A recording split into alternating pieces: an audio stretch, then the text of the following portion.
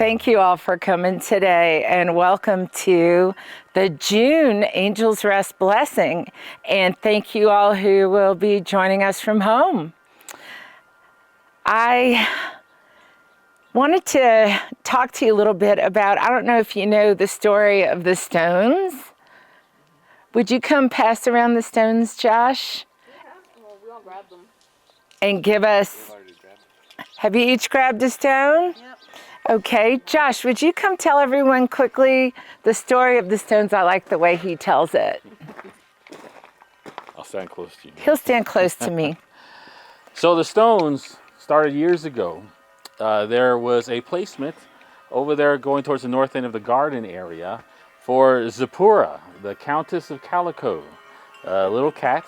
And she was actually part of a Jewish family. And like I said, there were some founders there for that placement. And it's a Jewish tradition to put a rock onto the graveside of your loved one. And the founders saw that and thought, wow, what a beautiful tradition. You know, we would love to continue that in our own way. And now to this day, you can see all the sites behind you, almost all of them have a memorial stone. Usually each one represents a special memory or moment. Maybe someone who couldn't physically attend, they leave one in their honor. But we continue that tradition to this day. So does everyone have a stone?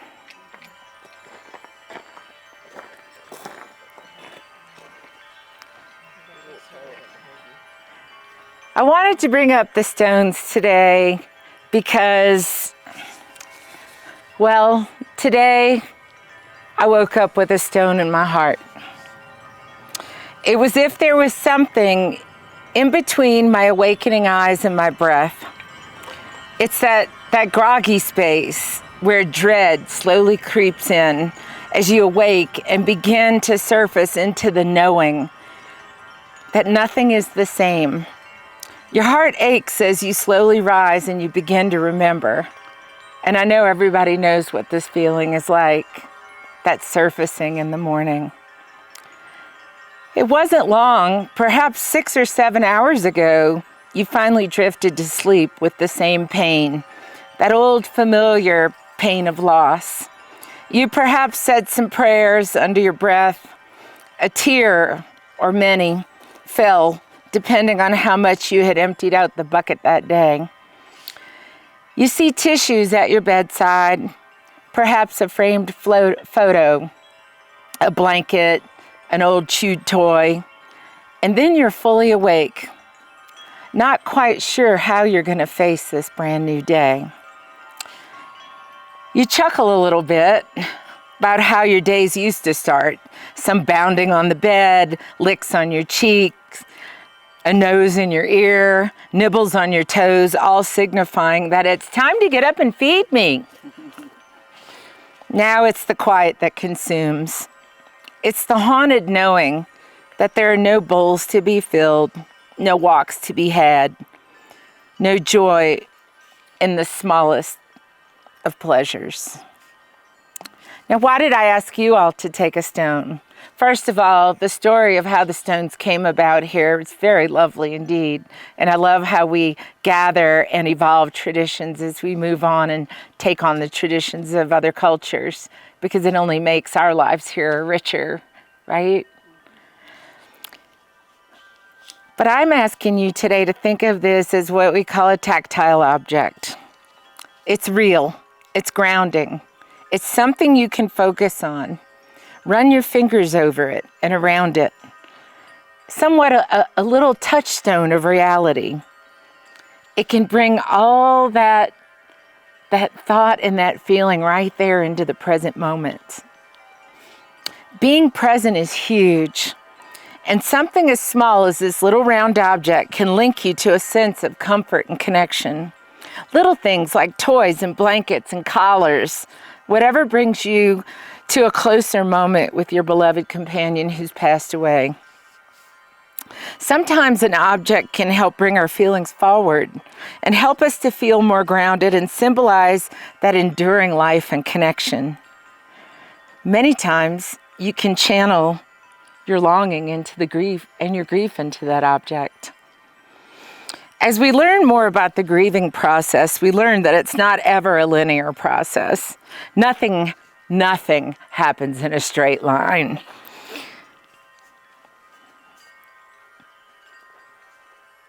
Early on, there was a discovery of stages. And although those stages may be true, they still don't unfold in a way that we would like them to. In other words, we don't get to say, oh, I'm past that stage now, I'm on to the next one, because lo and behold, you might be in the PetSmart aisle and run into your little loved one's favorite toy, and there you are, grabbing a total stranger and crying into their collar. Because we've all been there. Something that would just catch you out of the blue, like those darn Facebook photos, right? That just pop up and grab you. But what I'd like to do today is talk to you about memorializing and thinking of ways to memorialize. Yeah, things are things and items are items, but many times they're symbols too. And they help you to surround yourself with a point of memories of a life once shared and a celebration of that life. You know, I know we're all inclined sometimes to remove every physical reminder away from us because it's just too sad to look at.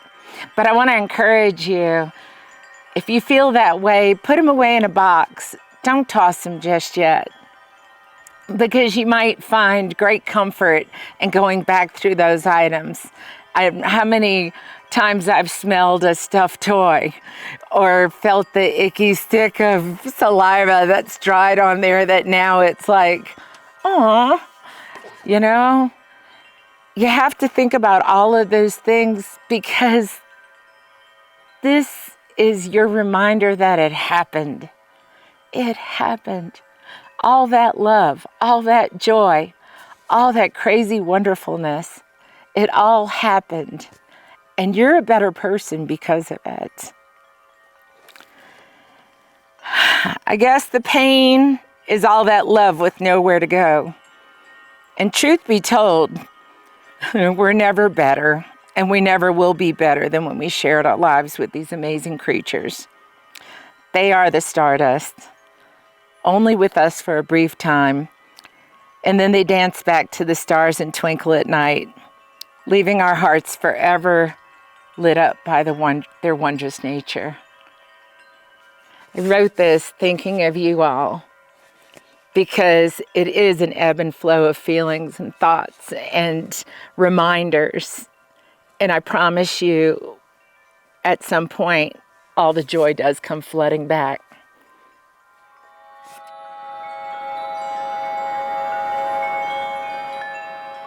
Hello everyone, my name is Byron. I'm one of the caretakers here at Angels Rest, and I'm going to share some of the animals that passed away this month here at the sanctuary, and then I have some tributes that people have sent in for us to memorialize.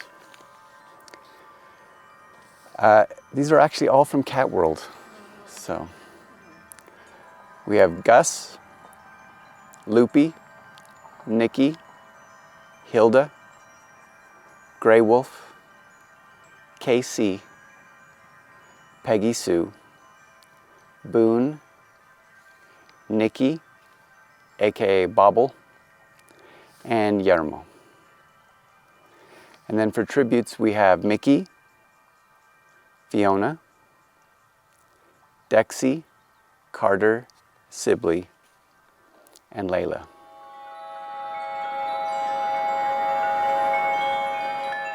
Hello, my name is James. I'm a caretaker here at Angels Rest and happy to be with you today. I'm going to share a couple of tribute stories that were sent in to us. I'd like to start first with Arlo. Arlo was warm, loving, and a very big boy. He loved people, adventure, and cuddles in our bed first thing in the morning. He played hard with his sister Allie, and then the two of them would crash together to sleep and get ready for the next round of play. Arlo loved long walks on the bluff overlooking Puget Sound with his best buddy Ruby. He loved learning new things and was always ready for a new challenge. He was a special light in our lives and was taken from us far too early. Arlo will be in our hearts always, and we will find comfort in our memories. Dallas, our little one. Words cannot express how much we loved you and how much you will be missed. You were the brightest light in our lives. You always wanted to cuddle, especially if we were having a bad day. You always followed Dad around while he was cooking, hoping for something to fall. He called you his little sous chef. Your sister Phoenix always looked for you first when we brought you home from a grooming or vet appointment. The best medicine for any sadness was to cuddle you in our arms and feel your unlimited love. You could make anyone, even a stranger, smile with your adorable face and super sweet personality. The fact that our family, friends, and neighbors also expressed their sadness shows that you not only touched our lives, but the lives of so many others who will miss you too. Your spot in front of the fireplace will always be there. You may no longer be by our side, but you will forever be in our hearts. Your mommy, daddy, and sister will always love you.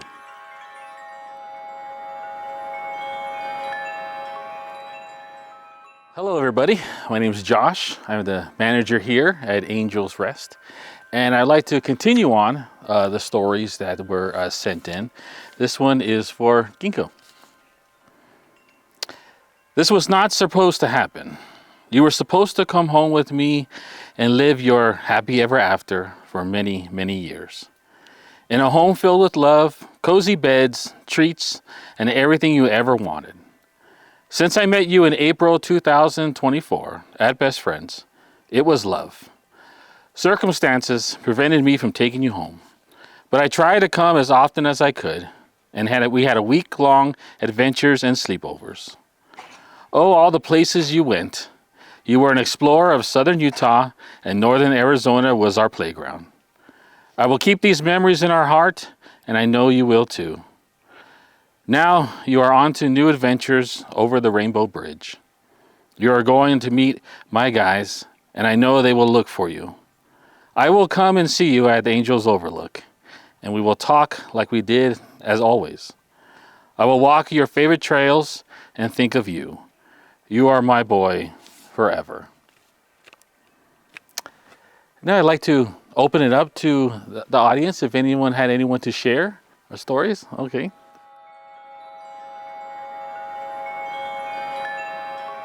I'm Danny. I've been volunteering since 2021, trying to come a yearly basis. Okay. So this one is for Mousy. June of 2022 was I guess I've been a volunteer since 2022. Maybe I mixed that up.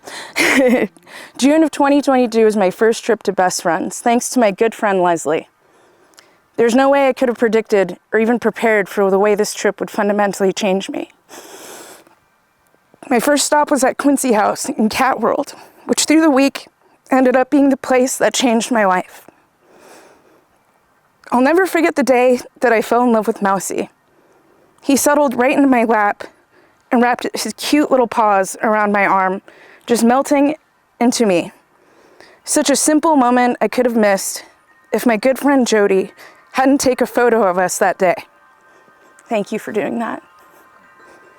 As I went to bed that night, before my last day at Best Friends, I was wildly overcome with emotion when I saw the photo and saw the pure love radiating from Mousy's face and entire body. He had his paws just totally wrapped around my arm, and just a look of peace in his eyes that just radiated love.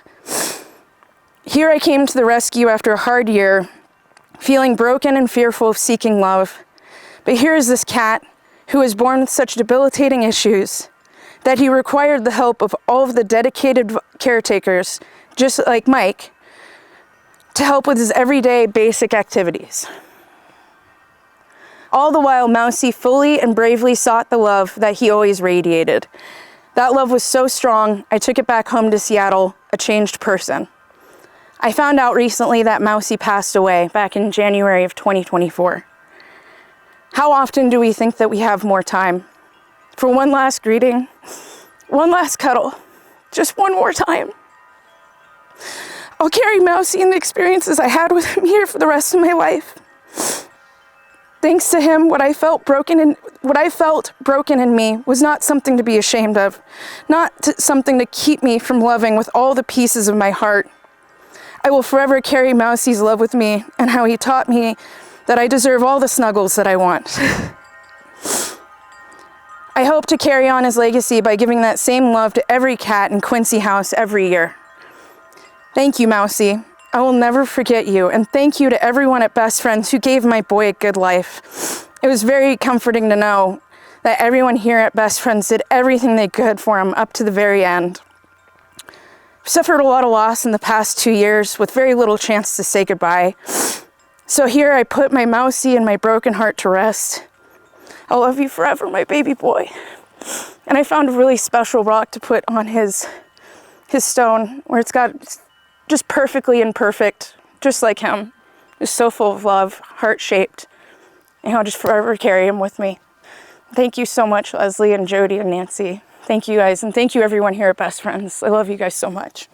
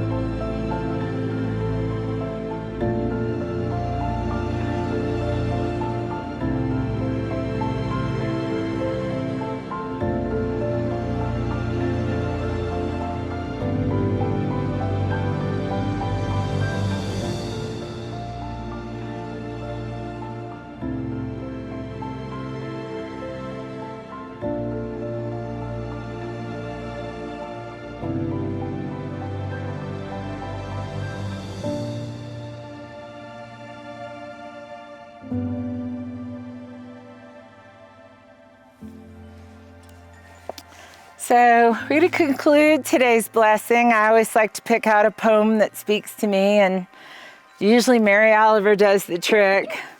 And just a little note, this is my, hey, a butterfly just floated by.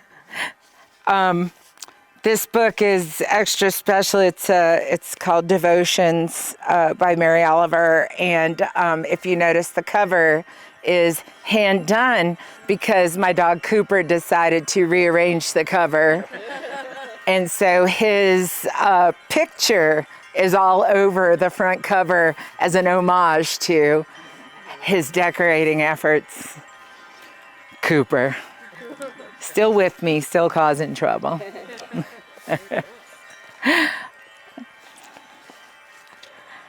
This is a poem called Sleeping in the Forest. I thought the earth remembered me. She took me back so tenderly, arranging her dark skirts, her pockets full of lichen and seeds. I slept as never before, a stone on the riverbed, nothing between me and the white fire of the stars. My thoughts, they floated light as moths among the branches of the perfect trees.